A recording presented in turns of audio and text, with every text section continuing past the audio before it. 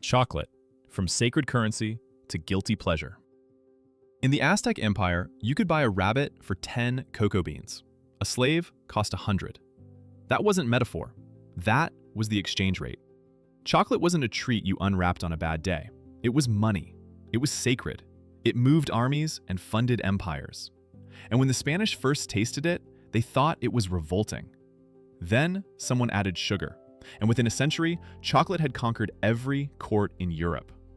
Today, it's a $130 billion industry, and roughly 70% of the raw supply comes from 2 countries in West Africa, harvested in conditions the companies at the top of that industry have been promising to fix for over 20 years.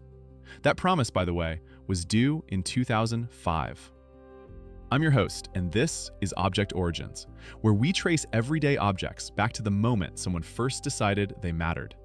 Today we're following chocolate across 3,500 years, from a bitter ceremonial drink in the Mesoamerican jungle, through the courts of Aztec emperors and Spanish kings, through the factories of the Industrial Revolution, and into the supply chain of every candy bar sitting in a checkout aisle right now. By the end, you'll understand why this particular object carries more history per ounce than almost anything else you can hold in your hand.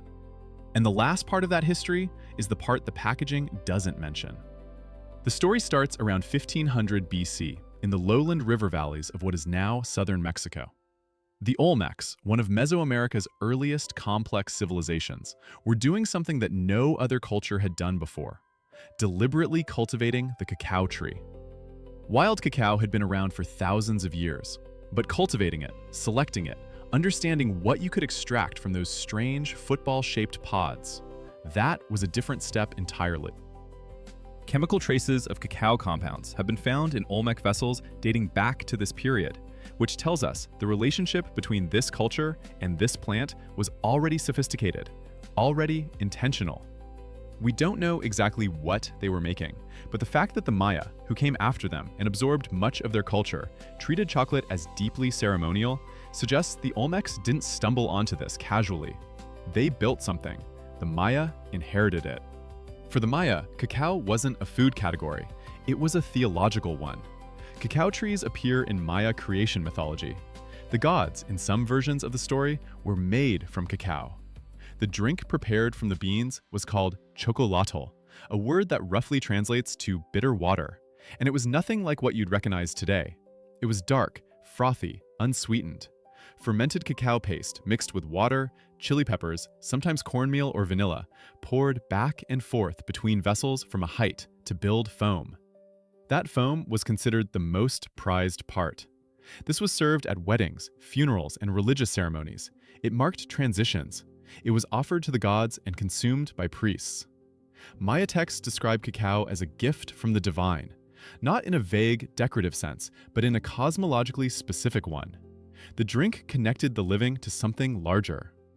Worth noting up front, most of what we know about this period comes from archaeological evidence and surviving Maya codices, and there's genuine scholarly debate about certain details.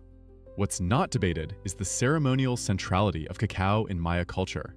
That part is consistent across multiple independent sources. The Aztecs took what the Maya built and did something economically extraordinary with it. This is where the history of chocolate becomes something stranger than most history books suggest. Aztec chocolate money is not a simplified version of a more complicated story. It's literally what it was. Cacao beans circulated as currency. You could pay your taxes in them. You could buy goods in the market with them. The exchange rates varied by region and period, but documented records give us prices like 10 beans for a rabbit, 30 for a small mantle, 100 for a human being in the slave trade. Counterfeiting was apparently a real problem. People were caught hollowing out beans and filling them with dirt or clay to pass them off as full ones. When something's worth counterfeiting, it's worth something. But the beans also kept their ceremonial function. Moctezuma II, the Aztec emperor, reportedly consumed enormous quantities of cacao drink. Some Spanish accounts claim 50 cups a day, though historians treat that number with reasonable skepticism. What's consistent across multiple accounts is that he drank it frequently, from golden vessels, before entering his harem, which led early Spanish observers to describe it as an aphrodisiac. That particular claim also traveled back to Europe with the beans. The psychological weight of cacao in Aztec culture is hard to overstate. It was simultaneously money, medicine, ritual substance, and status symbol. When Hernán Cortés arrived in 1519, he walked into a civilization where the thing we keep in a candy dish had the economic and spiritual weight of gold. Cortés and his men tasted the drink and, by most accounts, didn't like it. Too bitter, too foreign, nothing like anything in the European pantry. There are letters from this period describing it as something between disgust and curiosity. But Cortés was perceptive enough to notice that the Aztecs treated cacao like wealth, because it was wealth. He shipped beans back to Spain with something like a business instinct. Exactly when sugar entered the equation is debated, but somewhere in the Spanish colonial court, likely within a generation of Cortés's return, someone added cane sugar to the preparation, then possibly cinnamon and vanilla, and stripped out the chili pepper. What came out the other side was something Europeans actually wanted to drink. The Spanish kept the formula to themselves for decades. The court drank it. The church debated whether consuming it during fasting counted as breaking the fast. They eventually ruled it didn't, which only expanded its popularity. It spread slowly through Spanish aristocracy, and then, through marriage alliances and diplomatic gifts, into French and Italian and British courts. By the mid-1600s, chocolate houses had appeared in London. They functioned like coffee houses, places where men gathered, paid for a drink, read pamphlets, and talked politics. By the 1700s, chocolate was embedded in European social culture. Still expensive, still a marker of status, but no longer someone's private secret. For most of its European life, chocolate was a drink. Solid chocolate was essentially a byproduct, cacao pressed into cakes or lozenges for convenience, not pleasure. The texture was gritty, the fat inconsistent, the taste uneven. What changed that was the Industrial Revolution, and specifically 3 inventions within 50 years of each other. In 1828, a Dutch chemist named Conrad van Houten patented a hydraulic press that could separate cacao butter from the bean, producing both a smooth powder and an extractable fat.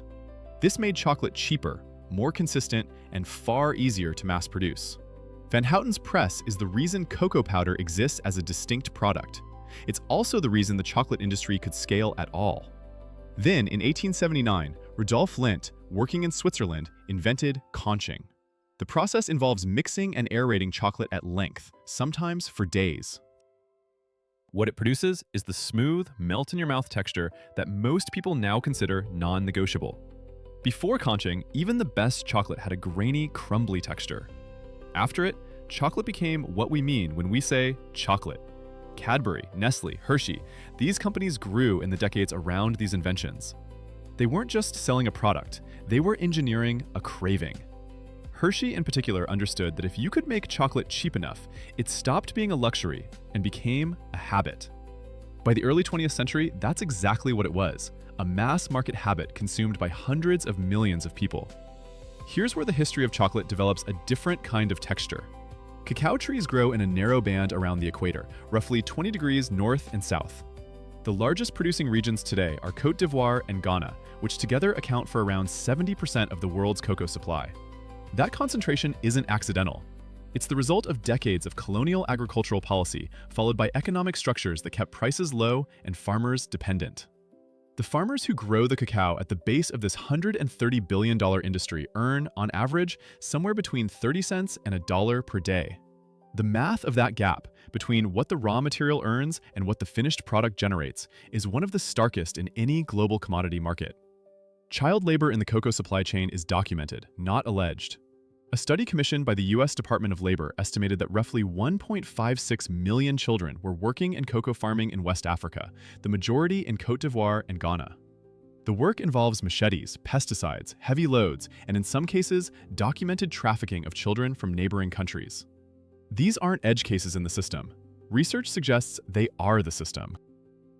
In 2001, the major chocolate companies, including Nestle, Mars, Hershey, and others, signed the Harkin-Engel Protocol, a voluntary agreement to eliminate the worst forms of child labor from their supply chains. The original deadline was 2005. That deadline passed. So did revised deadlines in 2008, 2010, and 2020. As of the most recent assessments, the problem has not been resolved. A 2020 study found child labor in cocoa had actually increased by about 14% over the prior decade. The situation is complex, and the structural causes, including poverty, lack of schooling infrastructure, and pricing dynamics, are not reducible to corporate bad faith alone. But the gap between the public commitments made in 2001 and the documented reality 20 years later is not a matter of interpretation. It's a matter of record. Every bar of chocolate is the endpoint of a journey that started somewhere around 1500 BC, when someone in a Mesoamerican river valley decided this strange, bitter pod was worth cultivating. That journey runs through Maya temples and Aztec markets, through Spanish courts that kept a secret for decades, through Swiss factories and Dutch chemistry labs, and the kind of industrial scaling that turned a sacred drink into a checkout aisle impulse buy. And it runs through the hands of children in Côte d'Ivoire and Ghana, who are part of a supply chain that generated $130 billion last year in exchange for a fraction of a cent per bar. The sweetness and the bitterness in chocolate have always been literally present. The Aztecs preferred it bitter. The Europeans demanded it sweet. It turns out the same is true historically. You can't fully tell the history of chocolate without both. If that's the kind of story you find worth following, subscribe to Object Origins. Every video here goes looking for what's actually inside ordinary things, and it rarely turns out to be simple. A like helps this reach people who'd find it worth their time. There's more on the channel that picks up exactly where this one leaves off.